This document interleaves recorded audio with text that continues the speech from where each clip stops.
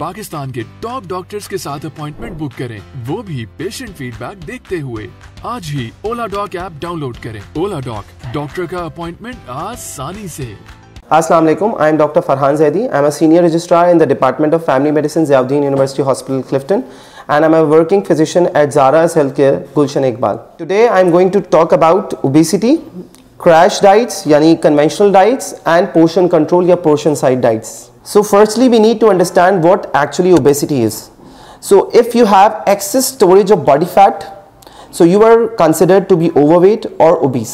अब बात करते हैं कि ओबेसिटी को चेक कैसे किया जा सकता है। So it is reflected by just checking your BMI। कैसे? आप अपना वेट लें, weight in kgs divided by height in metre square, and that's how you can simply calculate your BMI। Because ये जो BMI होता है ये रिफ्लेक्ट करता है कि अमाउंट ऑफ या परसेंटेज ऑफ बॉडी फैट। अब ये जो BMI है, अगर ये 25 से कम निकलता है तो दिस इज नॉर्मल, अगर 25 से ऊपर आता है तो this is considered to be overweight, 30 and above is considered to be obese. इसके अलावा अगर बात की जाए तो इंसान का वेस्ट सर्कमफ्रेंस यानी कमर की चौड़ाई से भी अंदाजा लगाया जा सकता है।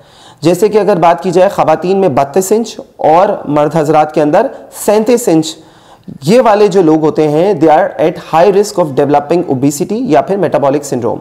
हाँ, अगर ये कमर की चौड़ाई और ज़्यादा बढ़ जाए, लेट्स से बात की जाए खवातीन के अंदर 35 इंच और मर्द हजरात के अंदर 40 इंच, तो that patients needed and intervention. अब बात की जाए कि BMI, अगर ये BMI 25 से कम है तो ये नॉर्मल कहलाया जाता है, लेकिन अगर BMI 25 एंड अबव होता है तो ये कैटेगरी ओवरवेट की कैटेगरी में फॉल करता है।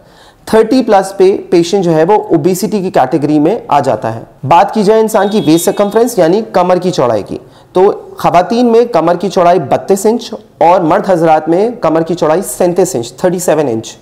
Those patients are at high risk of developing obesity या फिर metabolic syndrome।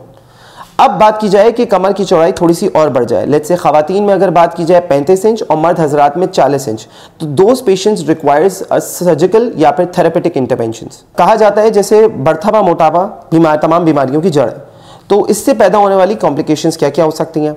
So let's say इंसान बैठा रहता है, खाना पीना करता रहता है, एक्सरसाइज नहीं हो पाती, sedentary lifestyle, that leads to obesity. Obesity metabolic syndrome, metabolic picture start होती है, शुगर आती है यानी ज़्यापतीस, डायबिटीज़, हाइपरटेंशन, ब्लड प्रेशर के इशूज़, चिकनाई के डिस्लिपिडीमिया कहा जाता है। इसके अलावा डिप्रेशन, एंग्जाइटी, जोड़ों के मसाइल, कमर के मसाइल, गुर्दे के मसाइल आहिस्ता आहिस्ता करके सामने आते हैं।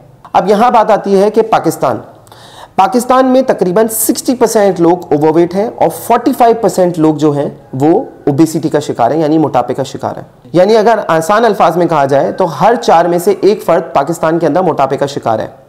बच्चों के अंदर बात की जाए तो 15 से 20% बच्चे पाकिस्तान के अंदर जो 15 साल से कम उम्र के हैं उनके अंदर भी मोटापे की चीज़ें सामने आ रही हैं। जिसकी वजूहात क्या हो सकती हैं? बहुत ज़्यादा कॉमन चीज़ें हैं कि हम लोग बात करते हैं कि बच्चों के स्क्रीन टाइम बहुत ज़्यादा है, जेनेटिक इश्यूज़ तो अपनी जगह मौजूद हैं। इसके अलावा आउटडोर एक्टिविटीज़, फिजिकल एक्टिविटीज़ बहुत कम है आजकल के बच्चों के अंदर।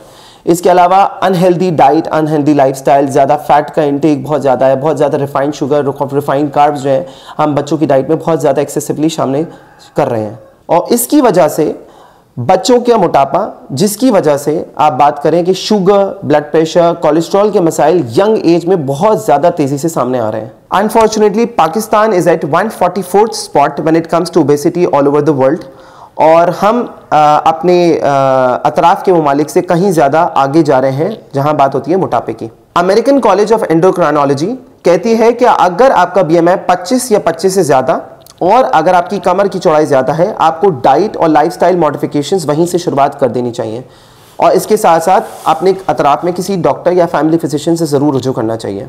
और अगर आपका BMI 27 या उससे ज़्यादा अलॉन्ग विद डायबिटीज़, हाइपरटेंशन, या फिर अगर इन बीमारियों के अलावा सिर्फ BMI 30 से या उससे ऊपर ज़्यादा है, तो आपको फौरी अपने अतराफ़ में किसी डॉक्टर से रुजू करना है और अपना लाइफस्टाइल को चेंज करना चाहिए। अब बात करते हैं डाइट की।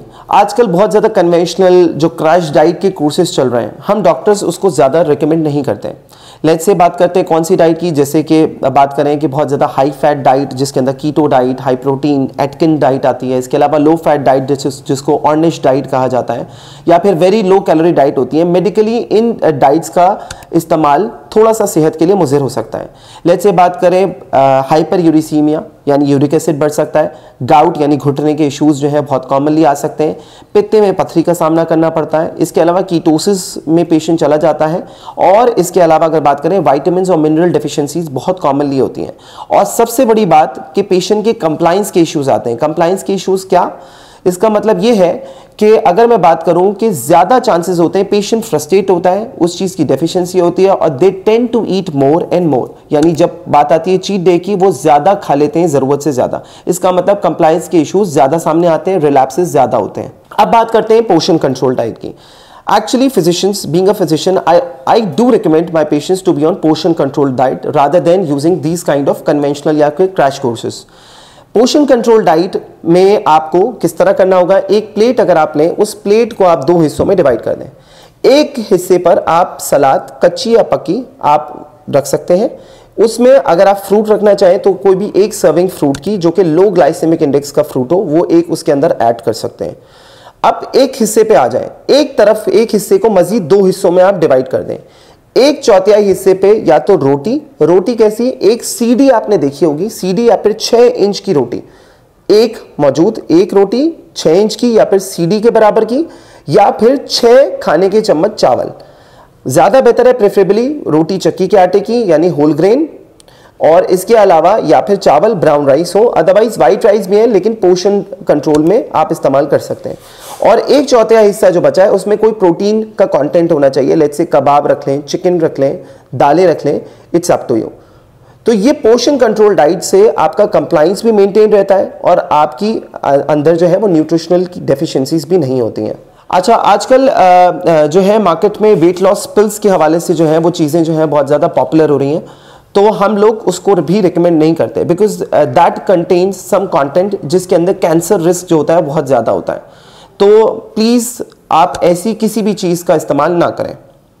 इसके अलावा हम बात करते हैं एक्सरसाइज की। क्या रिकमेंडेशंस हैं एक्सरसाइज की? अगर आप वॉक करेंगे या फिर वॉक कौन सी, ब्रिस्क वॉक हो, वो 150 मिनट्स अ वीक, या फिर अगर बात करें 20 to 30 minutes 3 to 4 times per week के हिसाब से।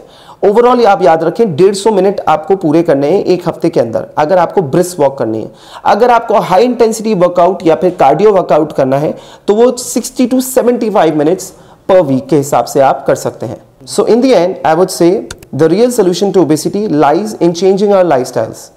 आप पोर्शन कंट्रोल डाइट यानी जो खाएं एतदाल के साथ खाएं, and also try to do some kind of exercises. Try to burn out whatever you eat. Try to go to gym and stay healthy, remain active, remain focused, remain consistent, and take care of yourself. If you want to further discuss anything, approach me through Olodoc online or approach me directly at Zara's Healthcare. Pakistan के top doctors के साथ appointment book करें, वो भी patient feedback देखते हुए। लाखों लोगों की तरह पाकिस्तान के सबसे बड़े डॉक्टर नेटवर्क का फायदा उठाएं और आज ही ओला डॉक ऐप डाउनलोड करें। ओला डॉक, डॉक्टर का अपॉइंटमेंट आसानी से।